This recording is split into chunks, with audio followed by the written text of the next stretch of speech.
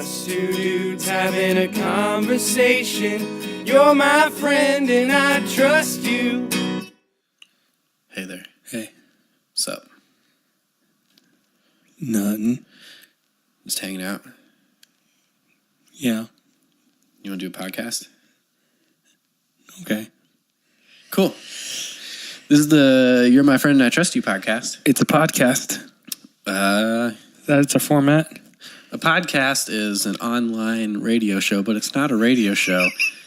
And it's very hard to explain to your parents what it is. Especially when you're on back row radio. Yeah. Well, no, it's not. It's live. Not really radio? What station is it? Internet. The internet station. Welcome if you are listening on back row. That's pretty cool. Also, try to uphold any dignity when you say, I have a podcast. Right?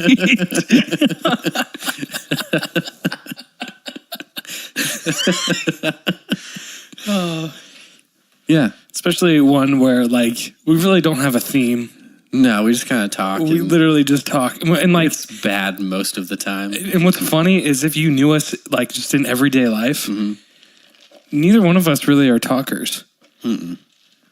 Like, we're both introverts. I mean, when it's just us, like, we'll talk and we'll have interesting conversations. Yeah. Which is why we started this podcast, is because we just enjoy talking to each other.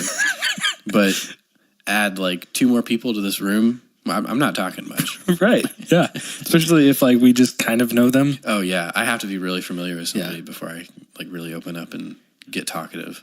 So if you want to be our guest on the podcast. First, we have to meet you. Probably over coffee. That's right. Then we have to meet you a few more times, probably over coffee. Maybe like a dinner at Applebee's or something. Yeah. And then we'll go to maybe the movies, and then maybe have you over, start hanging out a little bit. Definitely need to have a bonfire at some point. Probably, that's where you really get deep. Yeah, that's true. That's actually, there's something to be said about bonfires and like deep conversation. Late at night. Yeah, I really like it. Probably a bonfire. Then a couple potlucks, a couple family brunches. Need to meet your parents. Yep.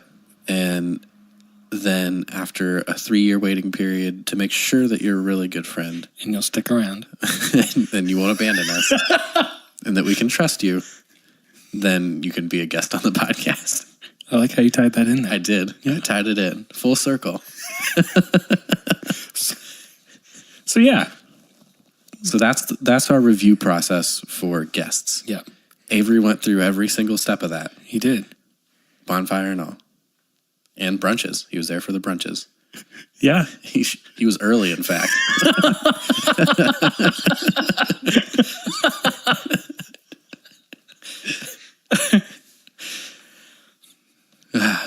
Well, now I don't know where to go. This is why we really shouldn't be doing this. Yeah. Yeah, we really just kind of throw things at the wall and hopefully something sticks. This is for fun, guys. Yeah. We're not trying to be heroes with this or anything. We enjoy it. It's interesting. Yeah, and it gives us something to do. Yeah, I think, honestly, I like it because it sparked a lot of very interesting conversations. Mm-hmm. It's made me sound like an idiot. Multiple times I've been called out for that. Same these things, Carol. Yeah, and I've been called out enough for that, I think. I'm aware that I'm pretty dumb and misinformed on a lot of stuff. But nonetheless, I'll still continue to talk and be dumb and misinformed. Right. I have found, though, that since doing this, even if it's just you that I'm talking to, that's translated over into other parts of my life where, like, maybe I normally wouldn't say anything. I guess I'm more fearless in being wrong. Yeah. I've always been pretty open about being wrong. Yeah. I'm pretty aware that I am wrong, so why not talk anyway? Yeah. But I have noticed that change in you, like, versus, like, if you listen to our first episode versus our past couple, I think that we're quicker to find the words that we want to say, and we are more adamant about what we're saying. Yeah. Whatever we're talking about, we go a little bit deeper. Excuse me. Baja Blast is making me burp. I got the Baja burps. But we're diving deeper into topics. Mm-hmm. And I think we're not afraid to do that. Yeah. Even though we know that we're most probably, at least I'm most probably wrong in pretty much everything. Well, that and me being more okay with not having a fully formed opinion. Yeah. And like just talking about what I'm thinking, even if what I'm thinking is wrong. Yeah. Just free form thought. Yeah. I hardly ever have like a grounded opinion on anything that we talk about. Yeah, me either. Like especially like political stuff. I really don't know a ton about politics, but I'll talk about politics. Yeah. I think the key is confidence. That's what I've learned from this podcast is as long as you talk with confidence, like you know what you're talking about, you come off sounding all right. Yeah. The main thing that I just really struggle with this podcast is not having silence, like constantly keeping the conversation going. In like a natural conversation, we'll sit in the car and not say a word for 5 minutes. Right. And then one of us will say something and it'll kick up the conversation again. But can't do that on a podcast. I think we should try it. Just sitting here for 5 minutes, see who really sticks. That's right. See who our true fans are. Yeah. Just kidding. We're not going to do that to you guys. I wouldn't do that. I don't think I could. Yeah. Especially think about 5 minutes. That's a long time. Just sitting here. Yeah. Because we're looking not at each doing other. anything. Yeah. Like if we were driving, it'd be fine. Right. We're literally just sitting in a room. Yeah, I don't think I could look at you for 5 minutes. I have noticed too in conversation outside of the podcast, I think I'm becoming a better listener. I'm not hearing what they're the gist of what they're saying and then trying to form my opinion as they're talking. Like I'm really listening as to what the person is saying, right, and then talking afterwards. Yeah, I think that's something this podcast has taught me, how to be a better, more in the moment conversationalist. Yeah, and I think part of that too is because we can't really have silences, so like you gotta understand what they're saying. Yeah, Yeah. For the sake of the podcast. For the sake of the podcast, man. It's been a pretty great experience. Yeah. Overall, we've had our ups and downs. But here we are. Episode 31. Episode 31. I think, right? Yeah. Yep. Last one was 30. Still no merch. We're Avery working on was it. supposed to help us with this. Was he? Yeah, he volunteered. Oh, that's right. Yeah. Avery, come on, dude. Where's our merch? This is now a you problem.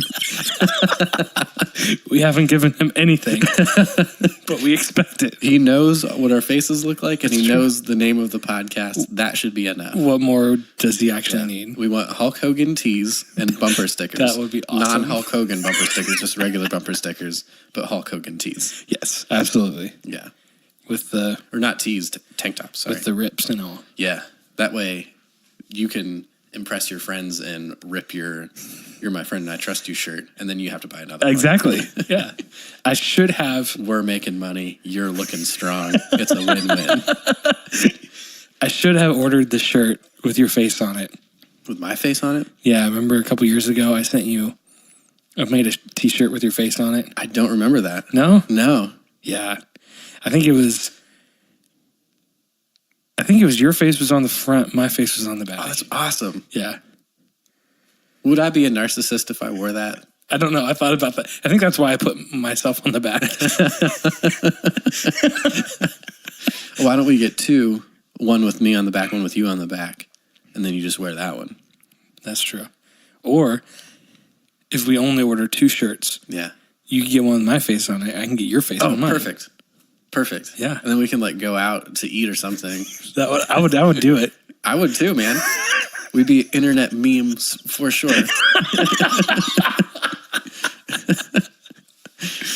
I love those pictures of like guys with a t-shirt with their dog's face on it, and then their dog has a t-shirt with their face on it. Yes, that's my like dream. To get a pug. It doesn't have to be a pug, but I thought you were really into pugs. Not necessarily. I mean, I do like them. It was my first like dog that I had growing up. Then he died diabetes, but yeah, it's kind of sad. I mean, we moved, and so we had to give him to my grandparents. Yeah. My grandparents had a dog that somehow they kept alive for like 15 years. It's a little Shih Tzu. And Watch your language. I know. Poop shoe. for the back row audience. So, but they had it for like 15 years. Yeah. And every time they would have like a dinner, whatever they were eating, the dog got a plate. Oh, that's no good. Yeah. And he lived 15 years off that diet? Yeah. Holy cow. And then we gave them our dog when we moved because we couldn't bring him with us. Mm-hmm. At the time, I think he would have been, I don't know, maybe 4, 5 years old. Mm-hmm. Not super old. But he was a pug, but he wasn't like a fat pug. Mm-hmm. He was chunky, but just a pug. Yeah. Gave it to them. We moved in June. We came back for Christmas. So like 6 months later. Yeah. His stomach would like touch the ground when he walked, waddled. They would give him like ice cream and desserts after his meal. Yeah. So he ended up developing diabetes and had to be put down because he lived his best years the last couple of years, but. Do you think he died happy?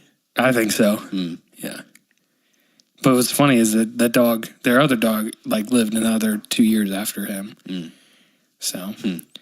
We got a Dalmatian where the owner, she was maybe, I think like 11 when we got her.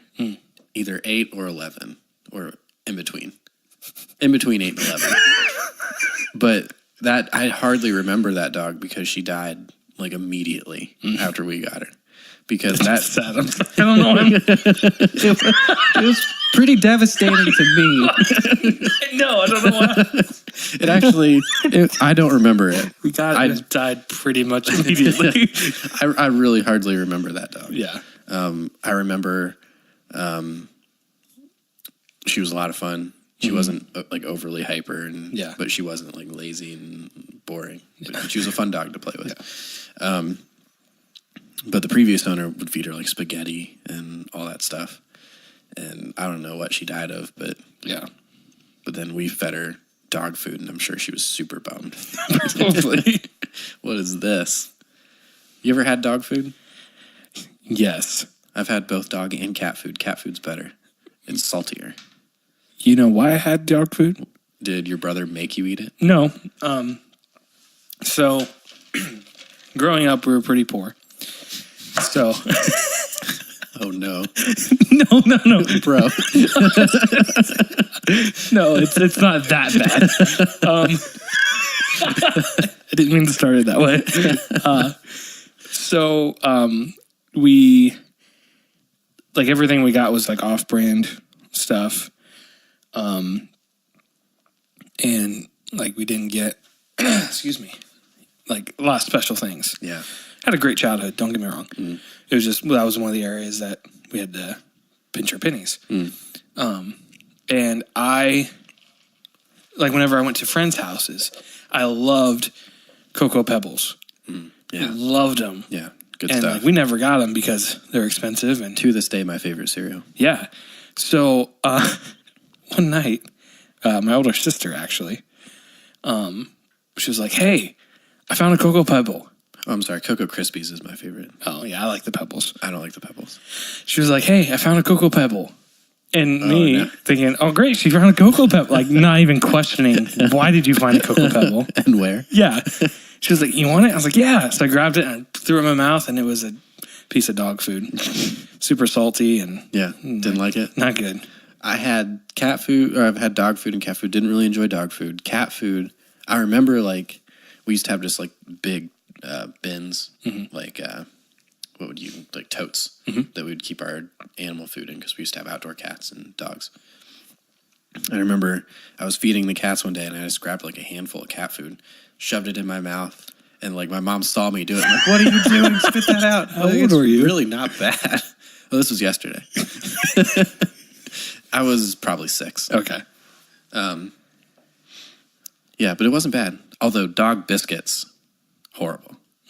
Horrible. I don't know what's in those, but not very good.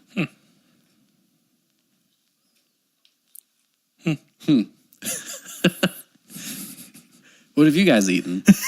Tweet us. Tweet us what Or email. or email. We'd really appreciate an email. About to start giving out my phone number. It's 513. Got the area code, right? Yeah. Indiana, right? Cincinnati. All right. Well, do you want to go into our segment? Our new segment? Let's do it to it. Let's do it to it. We have this new segment on the show called What Do You Do? We throw out... At some point change to what would you do? I'm going to change it back to what do you do? Oh, you are? Yeah. Okay. Because I said what would you do last episode. It just didn't feel right to me. But I thought then you said, no, I'm going to change it. I did, but then I changed it back again. Okay. So this is what do you do? I'm going to throw out a scenario, and I want to know what you would do in that scenario.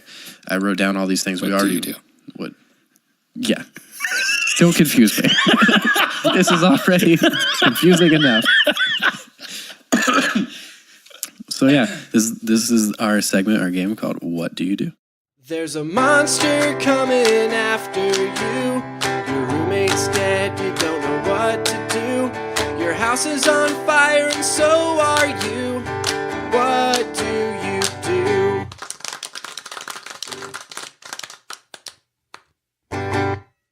What do you do? The game that gives us something to talk about, so there are no awkward silences, we hope. Am I asking this or are you? Do you want to ask or do you want to? I'll ask. Okay.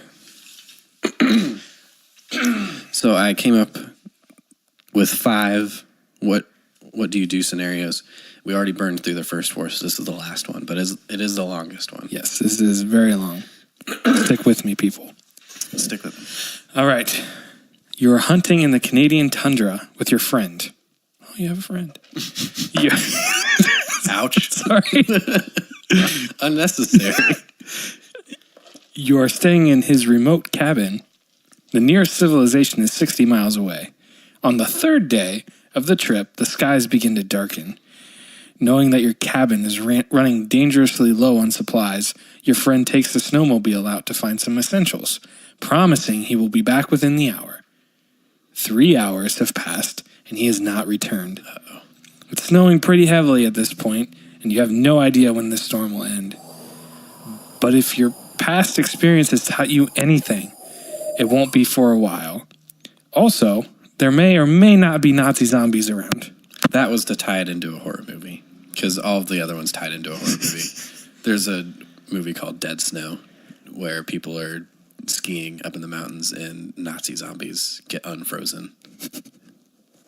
What do you do? We're removing the zombies from this scenario. Okay. We've killed all the zombies. So to recap, you're stuck in a cabin. Yes. Your friend has disappeared. Yep. Cabin is dangerously low on supplies. Almost no firewood. Yep. Food is running low. He went out to go get some stuff to see what he could find. Get some firewood. Maybe something to eat. An animal. Not Wendy's or something. But he said he'd be back in an hour. 3 hours later, he's not back. What do I do? Storming. It's storming. And I have no idea when it's going to end. Could go on for a very long time, which it most likely will, given my prior knowledge. Okay, so. So I think I have 2 options here. I can either stay in the cabin where I know I have shelter and I guess like the furniture, I could break apart the furniture for some wood, tear off some of the inside pieces of the cabin. I'm assuming it's wood. Right. Burn that. I could always go outside and get snow and melt it in a pot for water, and then ration my food. Mm-hmm. Or I could go out and start looking for my friend. Which took off on a snowmobile. Snowmobile, so he could be decently far away. Right.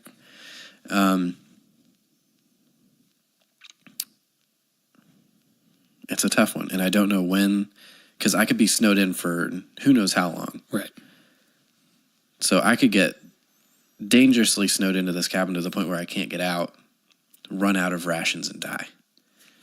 Or I could take my chances out wandering. But I think that I'm going to stay in the cabin. And to avoid getting cabin fever, I will go outside and shovel snow away from the door about every hour. And that keeps me from getting snowed in, right? And I'll just break apart stuff, burn it, melt the snow for some water, ration my food, and then hopefully the storm lets up in a day or two. And I can go out and try to find my friend who hopefully has hunkered himself down somewhere, Right. got a fire going, he's keeping warm, and he's alive. I think that's what I would do in that scenario. I'd probably agree. Because, like, what's to say you go off and it snowed, so you can't really tell where he went. Yeah, his tracks are long gone. So you could go That west. direction, yeah. He comes back. Yeah. You're gone now. Yeah. Now he's like, crap. And if he leaves, he goes the other way. Yep. You've done no good Yeah. for anybody. Yeah. So I would probably stay as well. Mm-hmm. Yeah. Hopefully this storm would let up Right. in a day or two. And I would stay until, like, basically it's like I'm gonna die. Mm-hmm. Like if I knew, and I have a day left, maybe just I can feel it. Would you wait that long though? Because I think you'd be pretty like run down at that point. I feel you'd be pretty useless walking. Probably wouldn't be that long.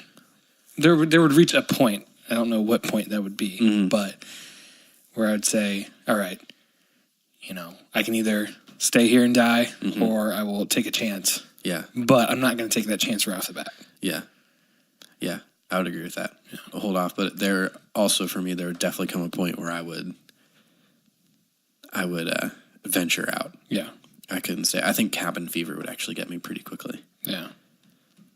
And I think I would go a little bit crazy. Also, just sitting there, just like running the scenario through your head constantly and all the what ifs. Mm-hmm. I think that would get to me pretty quickly too. Yeah, because like, do you have any books in the cabin or? No. Yeah. No books.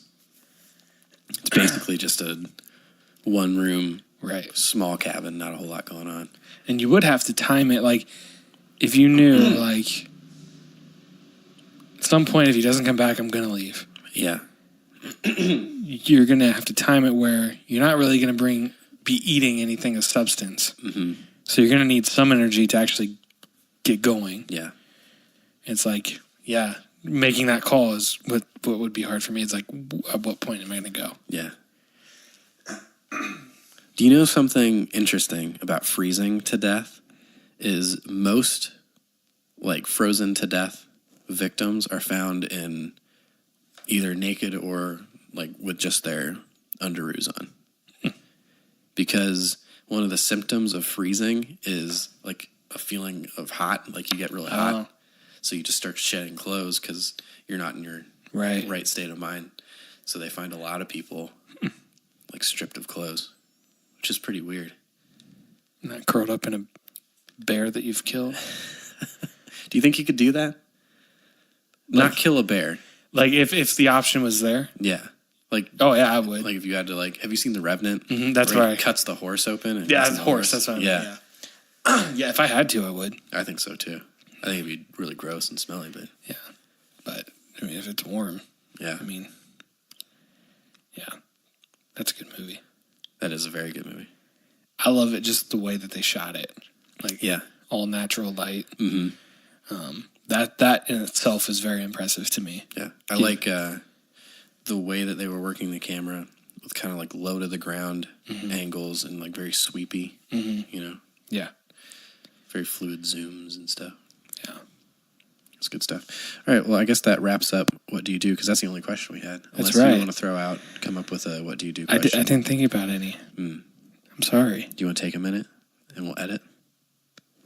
Cut out the silence. What are you thinking? I don't know. Okay. All right. We'll wrap it up then. There's a monster coming after you. Your roommate's dead, you don't know what to do. Your house is on fire and so are you. What do you do?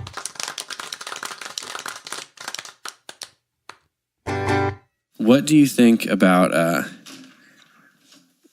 avalanches? Like getting stuck in an avalanche? For 'em. You're for 'em? Just kidding. 30-second opinion on avalanches. You're for 'em. Mudslides? Mudslides. Not so much. I I think that'd be a crazy thing to experience, getting stuck in an avalanche. Yeah, I wouldn't like it. Because you lose sense of direction. Yeah. I'm not for them. Not. I think it's really cool how they used to have the dogs with like the little things of soup around their neck or whiskey or whatever, or water, I guess maybe. Probably actually whiskey because it wouldn't freeze. You know what I'm talking about? No idea what you're talking about. Really? Yeah. I feel like this is a thing from my childhood that I saw a lot in like books. Like, I think St. All Bernard's. the avalanches I've been at, dogs drinking whiskey.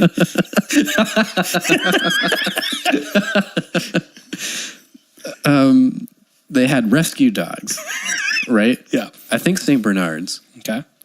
I could be wrong. Big, real furry dogs. And they would go out and like walk across these avalanches after the fact and sniff the people out and then dig them out. Then they would have like something around their neck, like maybe soup, like hot soup or whiskey for that person to drink. And I don't know. I don't know where it might be whiskey or soup, but I know it was something because I don't think it could be water because it would freeze. Right. Whiskey wouldn't freeze. Yeah. But you never heard about that? Those dogs? I mean, like, I know, like, dogs that they've been used to, like, find people in, like, rubble and stuff. Yeah. I'm going to look this up. I'm going to show you a picture. Did they have, like, snowshoes? I don't think you would put a dog in snowshoes, man. How did, like... Aren't they just, like, kind of naturally... They got webbed toes. They got webbed feet. Do they? Yeah. Dogs do, yeah. How do you think they swim? I mean, like, we swim?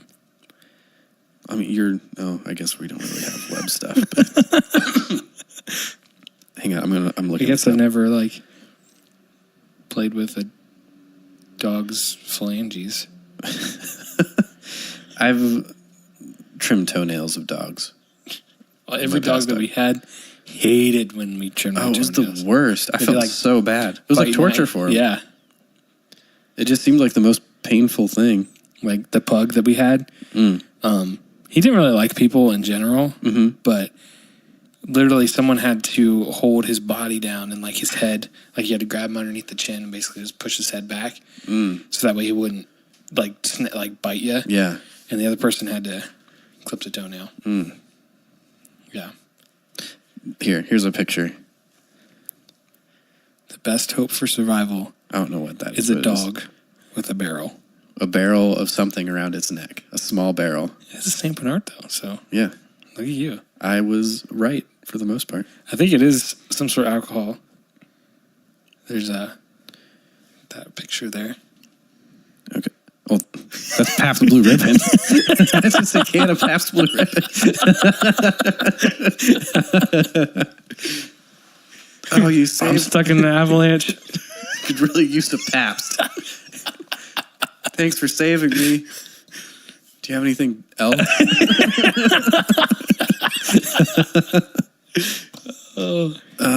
Wait, hang on. What was this? Processing skills honed through highly specialized training, avalanche rescue dogs are invaluable members of search and rescue teams. The Canadian Avalanche Rescue Dog Association, CARDA, is one organization that trains and maintains a qualified fleet of rescue dogs. I'm going to look up what's in the barrel. What's in the barrel? This is not going to work. Are you just Googling what's in the barrel? Avalanche rescue dogs, what's in the barrel? First one. What's in the barrel around a St. Bernard's neck? Boom. Okay. St. Bernards and the curious kegs sometimes seen around their necks have a long and disputed history. Uh-oh, we're about to get into something. Just tell me what it is. Right. Either brandy or whiskey. Anyone who's watched Warner Brothers or even Disney cartoons, maybe that's where I got it. Yeah. Is to keep either brandy or whiskey in those little kegs around their necks. In reality, however, don't give me an ad. Determining what these barrels actually contained when they were originally used is a little more complicated than previously thought and requires some historical digging. Well, we're not going to go historical digging on this. I'm going to cruise ahead and see if I can find... Okay, the theory enters here that the dogs wore small kegs on their collars, held brandy or wine. The keg collar may have just been an artistic choice. Of the dogs? You get to pick one thing to put around your neck. I choose a tiny keg. Like, why? It serves absolutely no practical use. That was a theory. There's multiple theories of what it might have been. And the theory was it was an artistic choice. I call complete bullcrap on that. Yeah. There's no way. You're a rescue dog. Nothing that you have is artistic. Right, It's all that's what I'm thinking. purposeful. Yeah. I think it was brandy or whiskey. We'll go with that. Something to, Warm you up. yeah, which actually doesn't. Alcohol actually lowers your body temperature. Although it feels like you're warming up. So I got in a YouTube hole. Yeah. And because we're on the topic of rescue dogs. Yeah. Like, you know, those videos of people make of like their dog's last day and like they'll take them to do things. I've never seen one of those and I my do goodness. not want to. It will wreck you. Oh, no, I don't want to see that. Like they'll take them and like get them like a cheeseburger and like do everything they love to do those before poor they take them dogs. to the vet.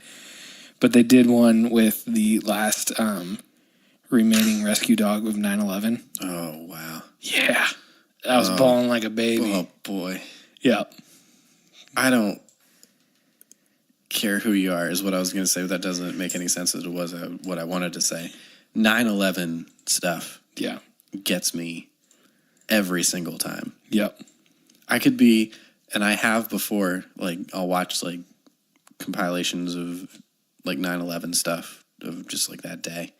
And, like, I'll be typing it into YouTube and start crying. Yeah. Like, I'll not even have watched a video yet. The first pitch by George W. Bush after, like, he threw out the first pitch of the first baseball game since the attacks. That gets me. Like, just seeing, like, everyone in the stadium. Yeah. Just, like, because, I mean, the whole country went through a period after that of just, like, any sporting event, you know. Yeah. USA chant broke out. But, having the president be there. Because, like, to get everyone together again after an attack like that was a huge thing. Right. Like, I don't remember. I think it was like, it might have been a week later before they actually. No, it was Thursday. 2 days later was the WWE had the first public event. Oh, wow. In Houston. And that is actually one, if you ever like you watch the opening of that show. Yeah, it's crazy. Anyway, there's a story about that first pitch with George W. Bush and how he went into the umpire's room. He was like talking to the umpires and stuff, but then how he had a bulletproof vest on underneath the jacket that he was wearing. And like, I mean, you can't tell like when he's throwing out a first pitch because the jacket's pretty bulky anyway, but how like they just didn't know what was going to happen. Right. Because no one thought that two planes flying into a tower would happen. That just kind so of it's like blew the doors off everything. Yeah, like we're now in a world where like you can't predict what's going to happen. Right. Right. To veer off of 9/11 a little bit, but talking about like USA chants breaking out, I saw a video of a hockey game once where it was this old dude singing the anthem, older guy, probably like early 70s, but he was singing the anthem, and then like within like maybe the third line of the song, he just points the mic out to everybody else, and the whole stadium or arena starts singing full volume, everybody just shouting it, and it's like, man, that kind of hits you. Yeah. I think not even just the fact that it's our anthem, like it gives you like that camaraderie and like that togetherness feeling. But I just think that instance of everybody with one singular focus, a mass crowd of people, something positive. Right. You know? Yeah. I think that kind of, Yep. that stirs something within you. Yeah. If it doesn't, I don't know how. Right. It doesn't, you know. Right. I wish that my school would have been a little bit bigger because sporting events, there wasn't like a ton of school spirit. But I feel like I did miss out on like Like because I grew up in like a smaller school with not like a lot of school spirit, I don't fully understand like people going crazy over football games, Right. like dressing up and just being super into that culture. Mm-hmm. And I know you enjoy football. I do. But you're not dressing up like full body paint and No. getting in the dog pound. Right. You know? I don't understand that. If you could explain that to me. I don't fully understand that. Like, if I go to a game, I'll probably wear a jersey. Mm-hmm. But Sure, that's fine. yeah, I'm not going to body paint it. People like crying after games.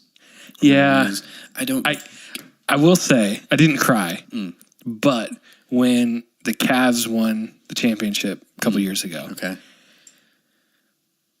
it was kind of like one of those feelings like you were talking about, like just everyone's coming together around something positive. Yeah. And especially in Cleveland, just given the history of Cleveland and like how, in the early 80s, it was this huge, jobs were everywhere, industrial. And then I don't remember what happened, but all the industry left and like the town just really went downhill. Yeah. And how the sports, like as dumb as some people like think sports are, like it's something that everyone could come around during that time. Yeah. Like, even though, unemployment's whatever, like we could still go to an Indians game and like for 3 hours on a Saturday afternoon, we can just enjoy a baseball game or a football game, Sure. But Cleveland sports have sucked for so long. Like it encapsulated the feeling of Cleveland. And so for that to finally happen and for someone from Cleveland to really help deliver that with LeBron James, like to be in this area during that time. And like, we're still about a little less than an hour from Cleveland, but just to be in the area around that time, like I remember watching it happen, and like the people, I was at I don't remember what it was. I was outside underneath a tent. I do remember that. There's a lot of people there, and like just like when the game ended, just looking around, and everyone's so excited about the one thing, Yeah. But it was so much bigger than it was a championship. Sure. Like Yeah. it was everything that has led up to that. Those are the moments that like can get me. Right. Because I understand like some people just don't like sports or think they're overpaid or whatever, and I totally understand all that. But like for me, it's not that I'm so like competitive about it. It's because it is like entertainment. Like no matter what I'm going on in my life, just like watching a movie, like I can sit down and I can just get really involved in it and enjoy it. And like so that's. And I played different sports growing up, and so like naturally I like watching that too. But so that's how I look at sports. I don't know how I got to that off of that's fine. Whatever I was talking That about. basically answered my question, kind of. Yeah. But not really, now that I think about back to my question. Because I guess my main thing is, why do people go as crazy as they do? Because I follow on Twitter Barstool Sports, which is a sport like media company, I guess. But they get insane about stuff, absolutely insane. Yeah. And I just don't understand that. Yeah, I don't fully understand all that either. Like, if my favorite team loses, like when it happens, I'm like, well, that kind of sucks. But it's not like going to ruin my night. Yeah. I've seen people literally sobbing. Yeah. Like on the floor. Now, like weeping. When I've played the sport, and like lost, I've cried after like a hard fought game, because I'm the one doing it, right. Like I put in all the work, like I know, whatever led up to that, like it's way more personal, and so when you don't accomplish what you set out to do in anything. But when you're a spectator, it has nothing to do with you. No. That team is going to exist whether you do or not. Yep, and you're probably still going to go back to like where you live, and tomorrow's going to come and go back to your job, and literally nothing will be different, except if your team won, you can brag to other people, right? or if they lost, you just kind of hang your head. Yeah. So to answer your question, I don't understand either. Yeah. But at the same time, I look at that, like people, like at football games, shirtless, paint everywhere, going crazy. I'm like, that looks like a little bit of fun. Yeah. I think I would have fun with that. Yeah. Yeah, and I think like when you can maintain it to within the game, Yeah. you know, like it, and I have friends like this that it gets kind of annoying to talk to when it's all about that. Yeah. You know, that's where it's like, okay, dude, like, Yeah. you're not a professional baseball player. I mean, it's okay to be interested in it, but like, Yeah. I don't like conversing with people that are only sports. yeah, Like only sports people. I've worked with those sort of people where that's all they talk about all day long. It's like, it's fine for like half an hour, yeah, but 3 hours of football talk is yeah. not me. Which is funny because like, if that's like something I have in common with someone, especially like in a work situation, and like that's really all I have in common with them, Yeah. I could probably talk to them for the work shift about sports. Yeah. But I hope that I don't ever come across that way, like because I like with us we don't do that, Right. and like I hope that I don't do that to you. No. Okay. And if you ever do, then it's because I don't mind the conversation going there. Yeah. If I don't want to talk about sports, then Yeah. I'll detour the conversation elsewhere. I'll just start talking about something else. I have been watching, like, I'll watch golf pretty regularly just because I enjoy watching golf. But Just funny. I can't stand golf. I like playing it. I like watching it. But I've been watching the past few Sundays of Browns, the past couple Sundays. And I normally don't enjoy football, but for some reason this season, I've been enjoying it more. Yeah. I still don't really understand The a lot of Cleveland it, Hope. I guess. Although that Baker Mayfield meme Which one? after I think it was a missed field goal that would have tied Is it. that his face? Yeah, when he was just like, his jaw was like on the ground, just Yep. like, what just happened? Yep. What's funny is, for those who don't follow sports, Cleveland Browns are the football team in Cleveland, and they Worst in the league? No, Who's the worst? the Raiders maybe. I don't remember, but in the past 3 years, they've won. Before this season, they won one game in 3 years. And so coming into the season, like a lot of things happened, and there was a lot of hope, like every season in Cleveland. Yeah. But they broke their losing streak, which dated back to Christmas Eve of 2 years ago. They broke their losing streak by tying a game. Yeah. They didn't even win. And then how many have they tied since then? They didn't tie anymore, but they've gone to 4 overtime games. Jeez. Yeah. I thought they tied 2 this season. I don't think so. I think they're 1. They've won 2. Shows how much I know about Yeah. sports. It's just, I enjoy watching football because it's something I could never do. Yeah. I'm not built like that. Yeah. I'm not physically gifted like that. Like, I'm not a fast runner at all. I'm 5'8" and not big. So I would just get pummeled if you put me on the line or anything. Yeah. And I can't throw because I threw out my elbow in junior year playing baseball. So I It's an old 23. I'm very creaky. I got bad knees. But I love watching. I think that's why there's such a fascination with sports and like powerlifting and stuff. And it's watching people that are more gifted and more powerful with you. We just enjoy that. Yeah. Look at like all these shows that are on X Factor. Is American Idol still on? I don't know. Yeah. American Idol, America's Got Talent, all this stuff. We're fascinated with people with skills that are different than the skills we have and that wow us, I guess. Well, that's the Olympics for me. Oh, for sure. Because like I don't care about, or I don't really even understand how any of the events work. Yeah. But to see people do things that I could never do, like I think I could probably do curling. If I'm being honest, I could probably figure out curling. Yeah, there's not a lot to it. Did you see the past team of curlers? The ones that got. Oh, we were watching it with Luke, with your. That's right. With your uncle. Yeah. In a restaurant. Yeah. We were trying to. It was muted, and we were trying to figure out what was going on. And that was probably the best. The funnest time I've had watching curling.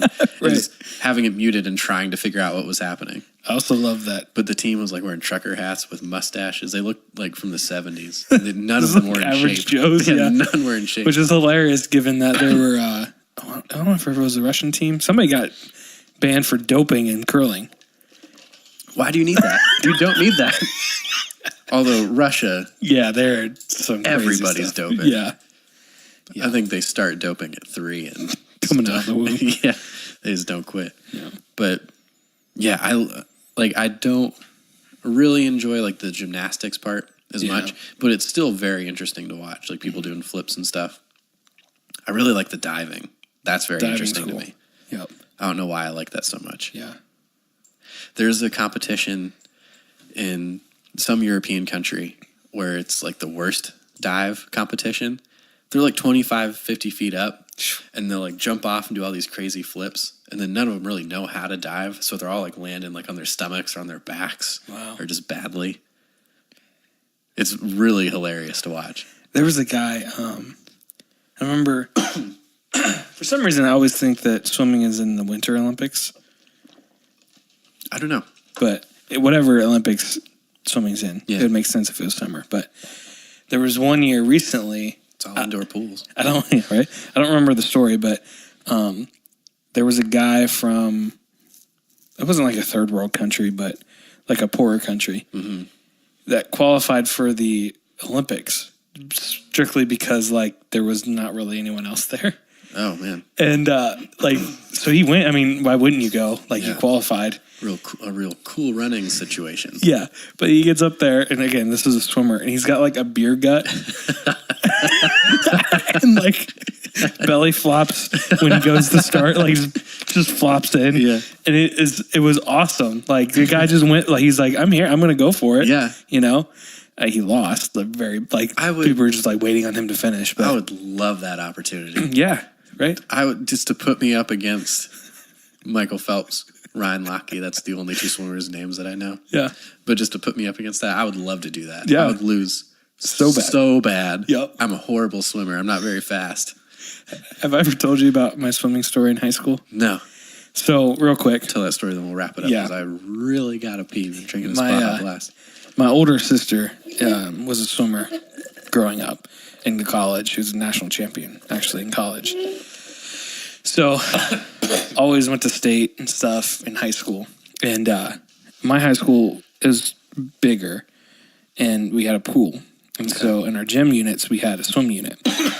And my sister would be 3 grades older than me.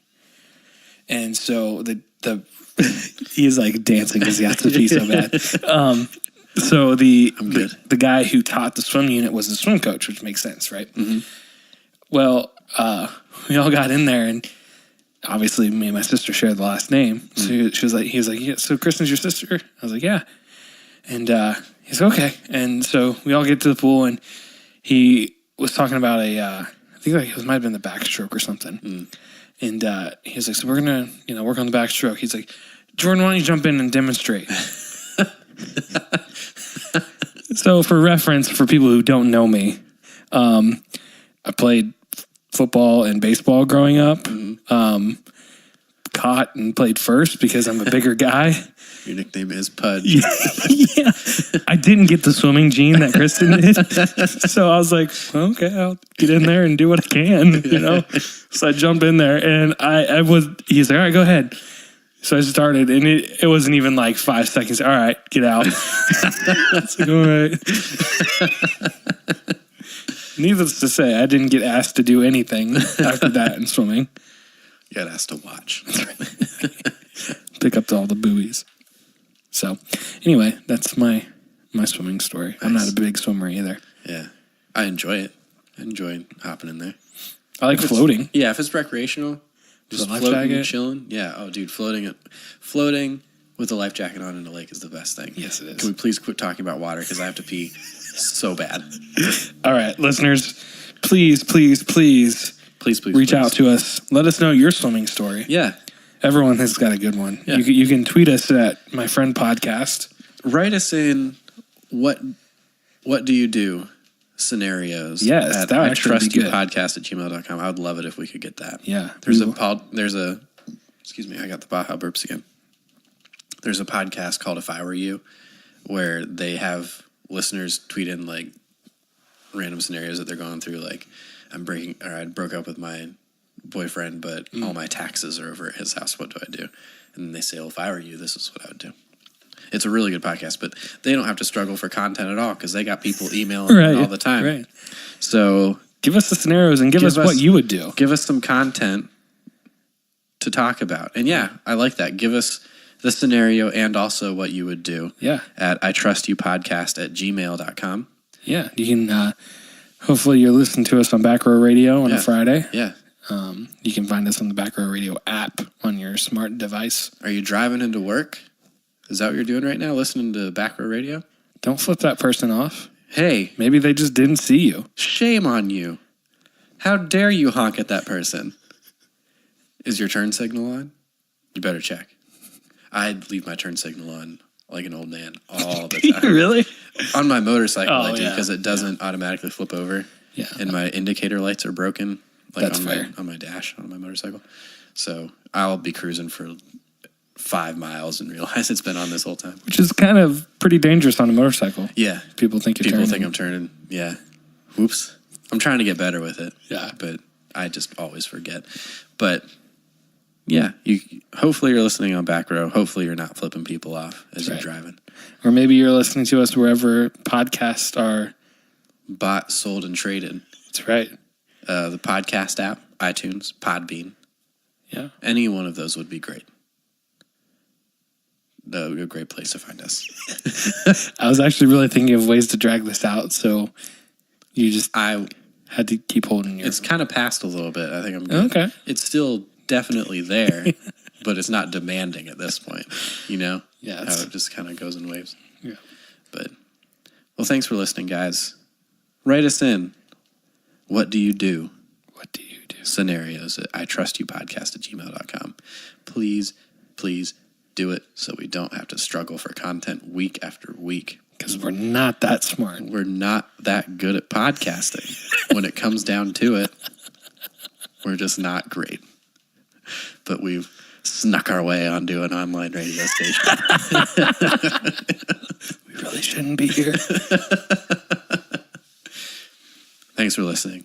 Bye. Just two dudes having a conversation. You're my friend and I trust you.